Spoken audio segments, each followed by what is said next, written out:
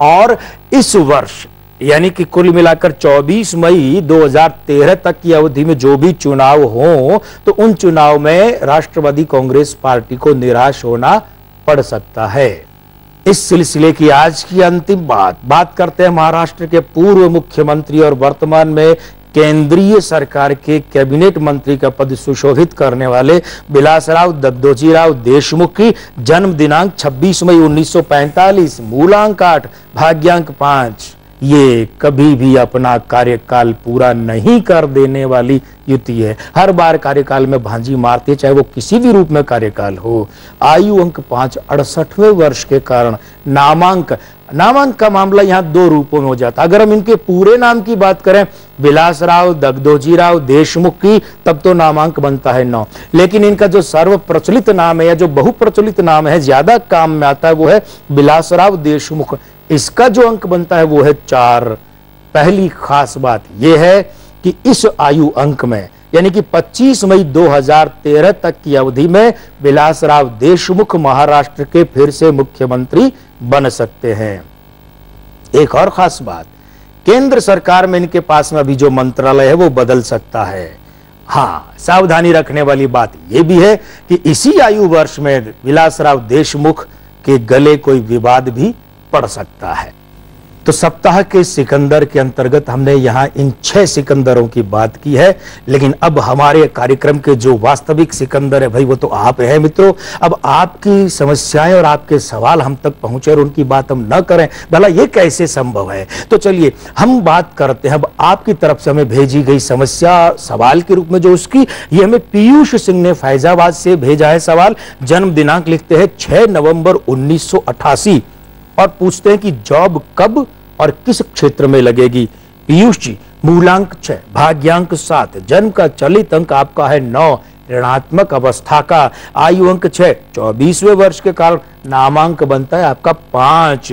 तो देखिए ऐसा है 5/11/2000 तक बहुत अच्छे योग है जॉब के दृष्टिकोण से आपके लिए, और इसमें भी जो 5/11/2012 मतलब 5 नवंबर इस वर्ष का जो है तब तक का समय अधिक अनुकूल है। हाँ, क्षेत्र की बात तो आईटी यानी सूचना का जो क्षेत्र है वो और वित्त क्षेत्र में संभावना अधिक है। आप एक काम करें, शुक्र की माला गले में धारण करें, राहें आसान बन सकेंगी।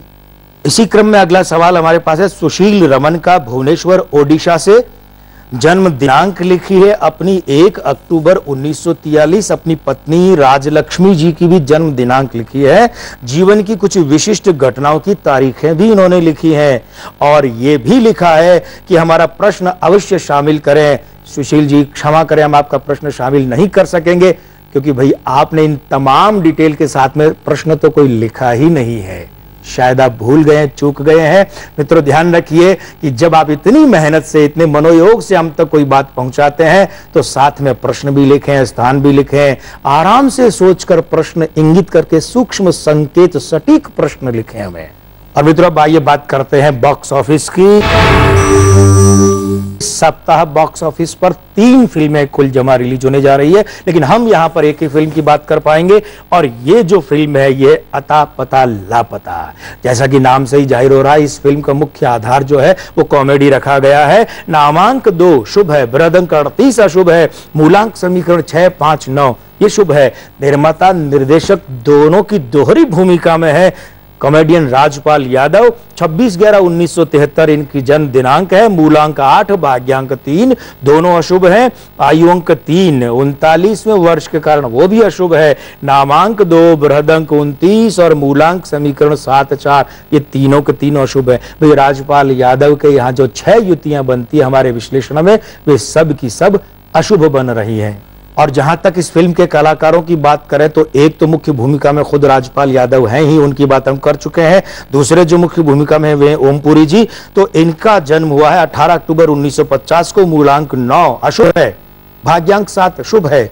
आयु अंक 8 62वें वर्ष के कारण अशुभ है। भाई नामांक 1, बृहदंक 28 और मूलांक समीकरण 2, 8 तीनों को तीनों अशुभ है। तो यहाँ ओमपुरी जी के भी जो समीकरण हैं 6 बनते हैं, तो 6 में से 5 अशुभ हैं। किरण राठौड़, इनके हमें जन्म का विवरण नहीं पता चला है, नामांक की ही बात कर ले। 7 शुभ है, साथ ही साथ वृद्धंक 34 अशुभ है और मूलांक समीकरण 2-5 की बात करें वो भी अशुभ है। कुल मिलाकर फिल्म के खिलाफ युतियां ज्यादा है, समर्थन में साथ में लाभकारी युतियां बहुत कम है। नतीजे में ये फिल्म यानी अता पता लापता ये बॉक्स ऑफिस पर निराश कर सकती है, सफलता इसके लिए लापता रह सकती है।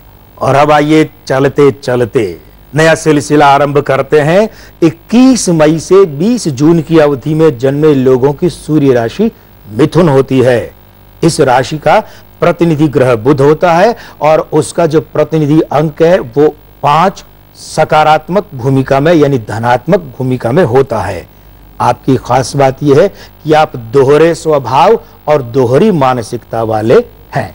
तो मित्रों, आज के सिलसिले को तो अब बस यहीं विराम देना होगा, लेकिन चलते चलते आपसे एक निवेदन खास रूप में ये कि आप अपनी समस्याओं का परामर्श कथन, भविष्य कथन या समाधान कथन चाहते हैं तो आप हमें अपनी बात पहुंचा सकते हैं। ये जो टोल फ्री नंबर आपके स्क्रीन पे आए हैं इस पर हमें फोन करके अपनी समस्या हम तक पहुंचाइए। 1861-424445512।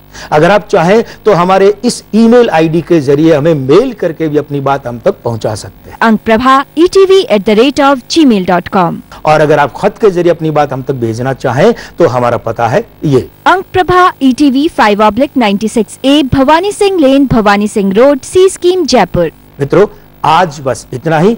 अब आज्ञा दीजिए। आज के आनंद की जय। जय श्री राम।